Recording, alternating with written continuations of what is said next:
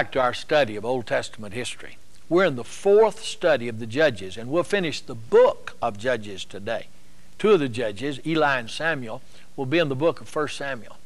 The last 4 Judges in a list of 13 in the book of Judges is what we'll study today.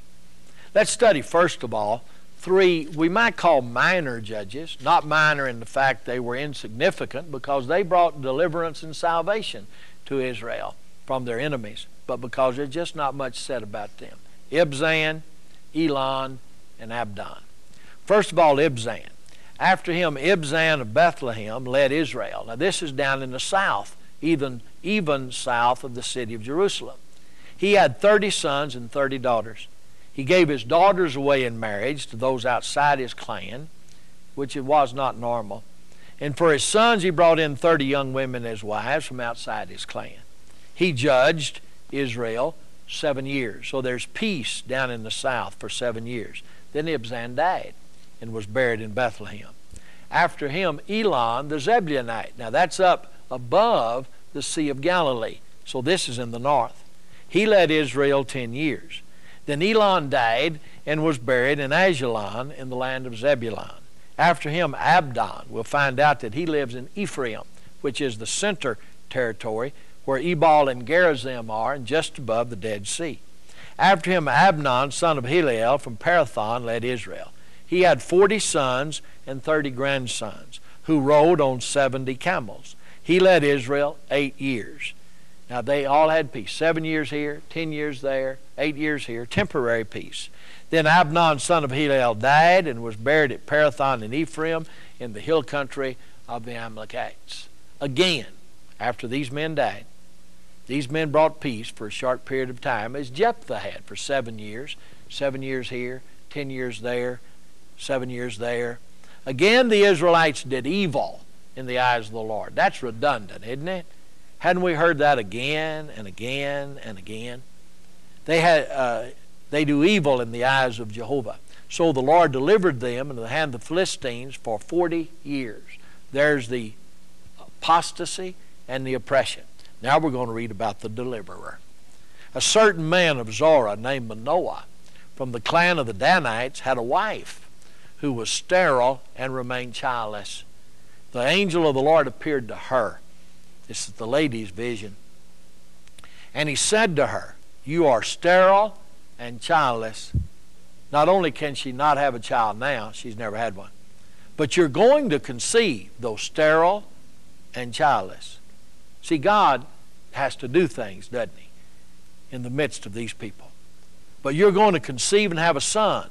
Now see to it that you drink no wine or other fermented drink, and that you do not eat anything unclean, because you will conceive and give birth to a son. No razor may be used on his head, because the boy is to be a Nazarite, set apart from birth. You go back to the book of Numbers and read about the Nazarite vow. It was a vow taken of normally for a short period of time, a period of special dedication to God, where you drank no wine, ate nothing unclean, touched nothing dead, and did not shave or cut your hair. But he's going to be such a Nazarite from birth, from the womb.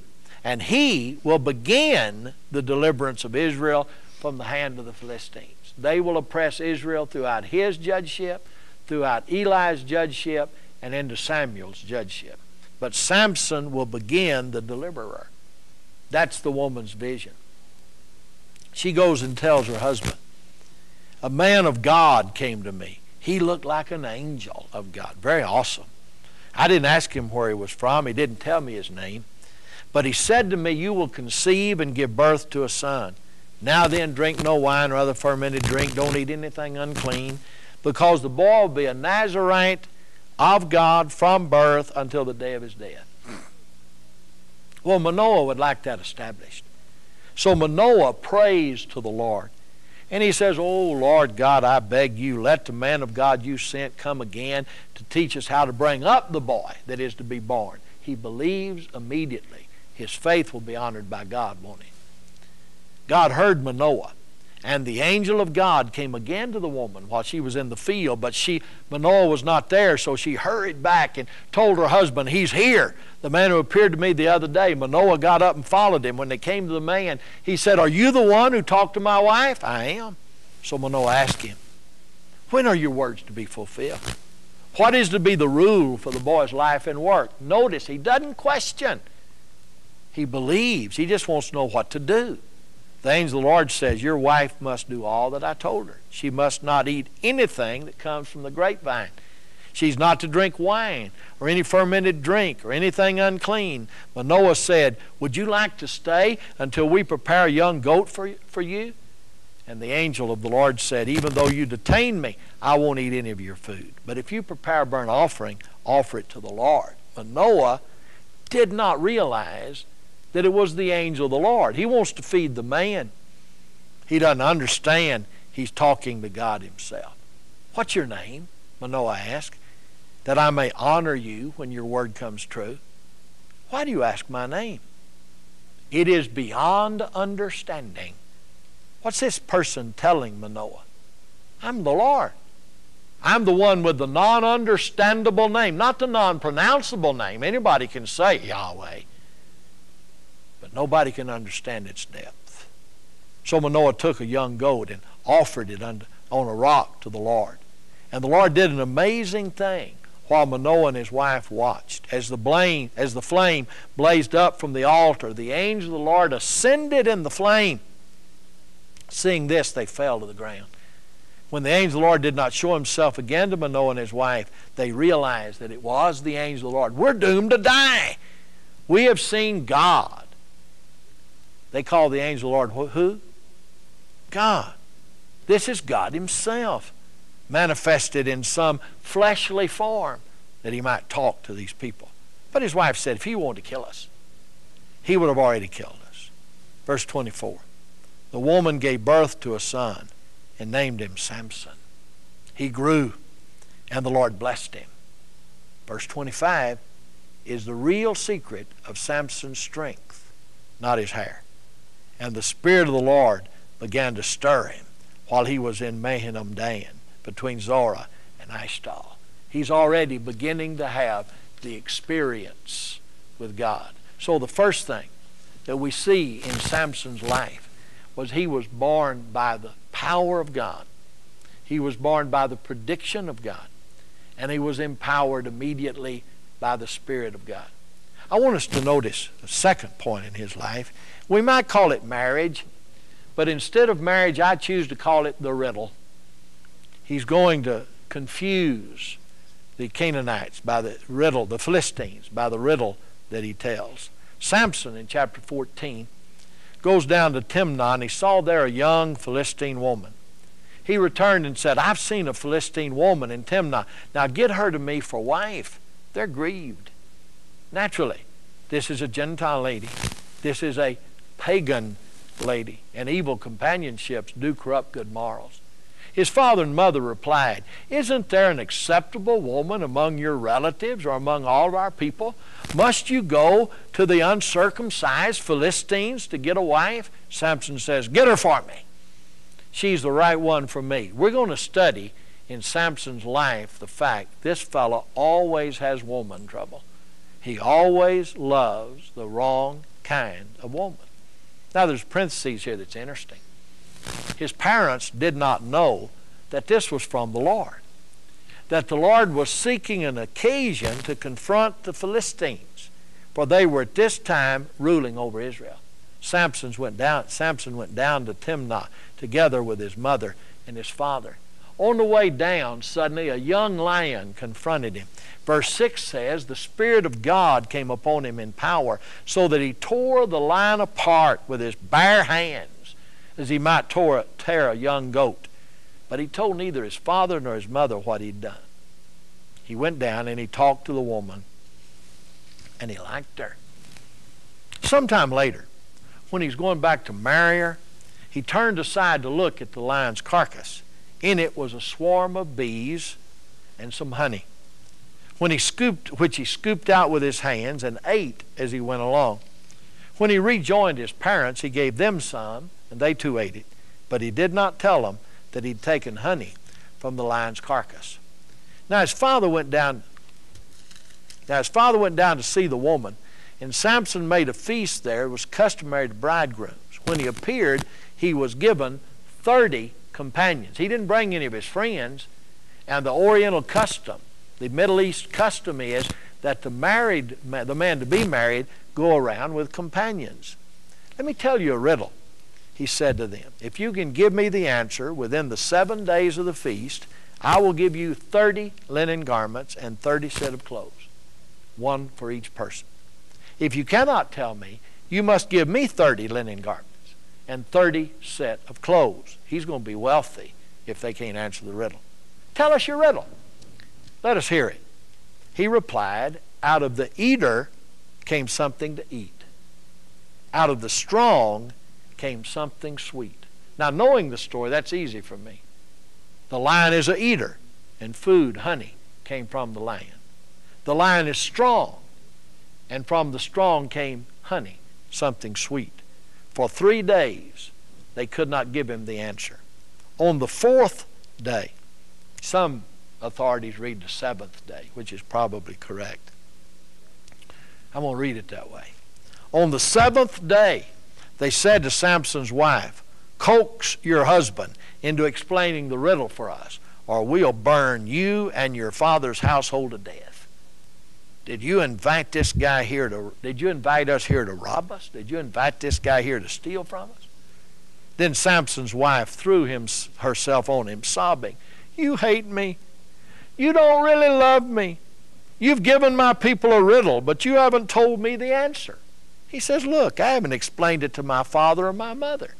Why should I explain it to you? On the 7th day, he finally told her, because she continued to press him. She, in turn, explained the riddle to her people. Before sunset, on the 7th day, the men of the town said to her, what is sweeter than honey? Said to him, what is sweeter than honey? What is stronger than a lion? They know the riddle, but it's only because they've been told. I want you to notice very carefully Samson's reply. If you'd not plowed with my heifer, you would not have solved my riddle. He knows where they got the answer. They got it from his woman. Verse 19, then the Spirit of the Lord came upon him in power. That's the 3rd time we've read of the Spirit of the Lord coming upon Samson. He went down to Ashkelon and struck down 30 of their men, stripped them of their belongings, and gave their clothes to those that explained the riddle. He killed 30 Philistines to dress 30 Philistines. Burning with anger, he went up to his father's house. He didn't complete the marriage.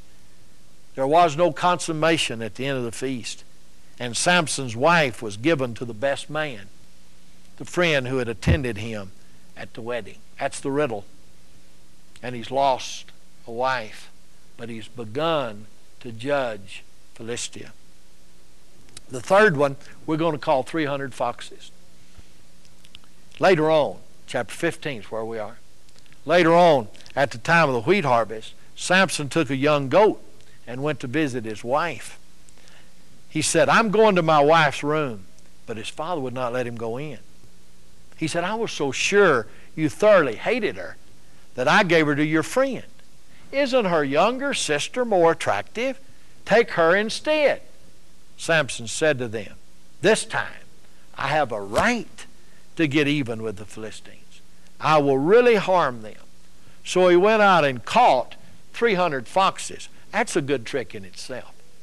He went out and caught 300 foxes and tied them tail to tail in pairs.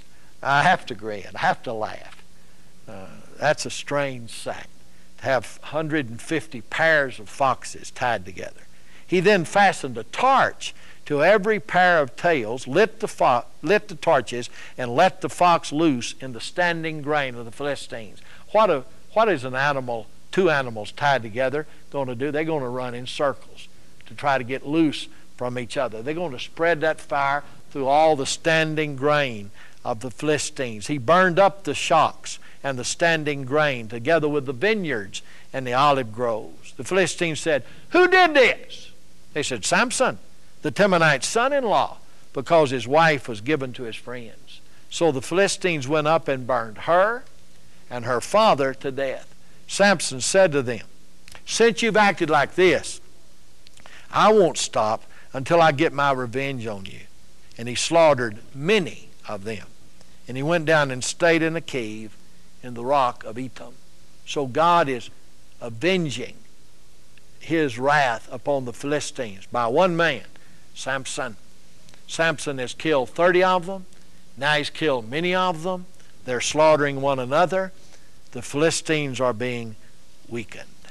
Now we have the story of the jawbone, starting in chapter 15, verse 9. First of all, the vision, then the riddle, then the foxes, now the jawbone. The Philistines went up and encamped in Judah, spreading out near Lehi. I'm in verse 9 of chapter 15. Now verse 10. The men of Judah asked, why have you come to fight us? We've come to take Samson prisoner, they answered, to do to him as he did to us. Notice verse 11. It says, then 3,000 men from Judah went down to the cave in the rock of Etam and said to Samson, well, they really honor Samson, don't they? 3,000 soldiers going down to talk to one man. They said to Samson, don't you realize that the Philistines are rulers over us? What have you done to us? He answered, I merely did to them what they did to me, eye for an eye, tooth for a tooth. They said to him, we've come to tie you up and hand you over to the Philistines. Samson says, swear that you won't kill me yourself. Agreed, they answered. We'll only tie you up and hand you over to them. We'll not kill you. So they bound him with 2 new ropes. That'd be much more difficult to break. And they led him up from the rock. As he approached Lehi, the Philistines came toward him shouting. But now the secret of success. The Spirit of the Lord came upon him in power. The ropes on his arms became like charred flax, and the bindings dropped from his hand. Finding a fresh jawbone of a donkey, he grabbed it and struck down 1,000 men. This is one guy, isn't it? It's one Spirit of the Lord. I mean, the Spirit of the Lord enables him to go way beyond even his great strength while he slaughters 1,000 Philistine men. The Lord is really getting vengeance upon the Philistines. Then Samson sings a little song. Then Samson said, this is verse 16, chapter 15. Then Samson said, with a donkey's jawbone, I've made donkeys of them. With a donkey's jawbone, I've killed 1,000 men. When he finished speaking, he threw away the jawbone, and he called that place Ramoth Lehi. Verse 20 says, Samson led Israel for 20 years in the days of the Philistines. The next little deal is the gates. Let's review what we've got so far. We've got the vision, the riddle, the foxes, the jawbone, and now come the gates in the first 3 verses of chapter 16. So Samson went down to Gaza, where he saw a prostitute. He went in to spend the night with her. He loves the wrong kind of women. The people of Gaza were told, Samson is here. So they surrounded the place and lay in wait for him all night at the city gate. They made no move during the night, saying, at dawn we'll kill him. But Samson lay only until the middle of the night.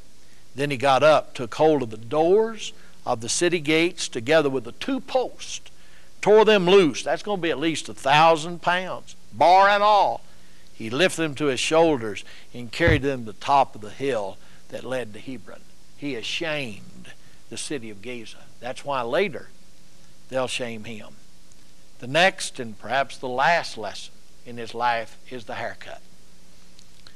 Sometime later he fell in love with a woman named Delilah. He loves the wrong kind of women. Now Delilah wanted to know where his strength was, because the Philistines came and said, if you'll find out where his strength is and can take his strength from him, then we will pay you 1,100 shekels of silver. That's 28 pounds of silver. That's a fortune. They want rid of Samson. I can understand why. He started out killing only 30 of them, and now he's killed over 1,000 of them.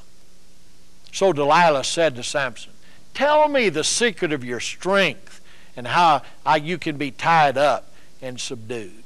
He says, well, if you take 7 new bowstrings that have never been used and you tie me up with them, I'll be weak like other men. So she took 7 bowstrings and tied him up, and with the men hidden in the room, she said, Samson, the Philistines are upon you. And he snapped the bowstrings as if they were pieces of string close to the fire. So the secret of his strength was not discovered. In verse 10 of chapter 16, Delilah said to Samson, you've made a fool of me. You've lied to me. Come now, tell me how you can be tied. He said, okay. If you tie me securely with new ropes that have never been used, I'll be weak as other men. So Delilah took new ropes and tied him with them. With the men hidden in the room, she said, Samson, the Philistines are upon you. But he snapped the ropes off of his arms as if they were threads. Verse 13, Delilah said to Samson, until now you've been making a fool of me and lying unto me. Tell me, how can you be tied? He said, okay. If you weave the 7 braids of my head into the fabric on the loom and tighten it with a pin, I'll become as weak as other men. So while he was sleeping, Delilah took the 7 braids of his head, wove them in the fabric, and tightened them with the pin. She called out, Samson, the Philistines are upon you. He woke from his sleep, pulled out the pin and the loom with the fabric. She said to him, verse 15, how can you say, I love you, when you won't confide in me? This is the 3rd time you've made a fool of me, and have not told me the secret of your strength. With such nagging, she prodded him day after day until he was tired to death. Women sometimes have a way of doing that. He loves the wrong kind of woman. So he told her everything. No razor has ever been used on my head, he said, because I've been a Nazarite, set apart to God since birth. If my head were shaved, my strength would leave me, and I would have become weak as any other man. When Delilah saw that he told her everything, she sent word to the Lord of the Philistines, saying, come once more, he's told me everything. So the rulers came. She put him to sleep on her lap and called men to shave off the 7 braids of his head, and so began to subdue him, and his strength left him. And she called out, Samson, the Philistines are upon you. And he woke from his sleep and said, I'll go out as before and shake myself free. But he did not know that the Lord had left him. Then the Philistines seized him, gouged out his eyes, and took him down to Gaza, where he'd stolen their gate. Binding with bronze shackles, they set him to grinding in the prison. But the hair on his head began to grow again after it had been shaved. Now the secret's not in the hair. It's in Samson's dedication. And Samson is going to die the righteous ruler of God's people. Now the rulers of the Philistines, now the last part is more than his life, more than his death and in his life. The ruler of the Philistines assembled to offer a great sacrifice unto Dagon their god. They cried out, our god Dagon has delivered Samson into our hands. And they had Samson come out, or they had Samson come out to entertain them in verse 25. They called him from prison, and he performed for them. And when they stood as they stood him among the pillars, Samson said to the servant who held his hand, put me where I can feel the pillars that support the temple, so that I may lean against them. They thought he was about to fall. They put him where his hands were on the center columns that held the temple together. And Samson prayed in verse 28. By the way, there's about 3,000 men watching him, with more on the roof. And Samson prayed in verse 28, O sovereign Lord, remember me, I pray you, once more, and let me have with one blow get vengeance upon the Philistines for my 2 eyes. Then Samson reached toward the center pillars where the temple stood, bracing himself against them, his right hand on the one, his left hand on the other. Samson said, let me die with the Philistines. Then he pushed with all of his might, and down came the temple on the rulers and all the people in it. Thus he killed many more when he died than while he lived. Then his brothers and his father's whole family went down to get him. They brought him back and buried him between Zorah and Eshtaol in the tomb of Manoah his father. He had judged Israel another 20 years. He brought peace to Israel for a 40-year period of time. I think the most interesting person in the book of Judges. God has used his lust Samson's lust. He has used Samson's desire for strange women. He's used the Philistines' tricky ways toward him. He used everything that is there to bring judgment on the Philistines. Now, we're not going to study the last few chapters of the book of Judges, but I'd like for you to read it and find the kind of anarchy that exists in Israel at the end of this period of time. Every man does that which is right in his own eyes. There is no rule. There is no authority. Everybody is free to do whatever they want to do. Under that situation, no nation can stand for long. Israel must recognize its tragic standing before God and repent, or judgment will come upon it. The book of Judges closes, and the loosely federated nation that could be ruled by such men have become so wicked that they need a strong-handed ruler. And they'll get that in the first king of Israel, Saul.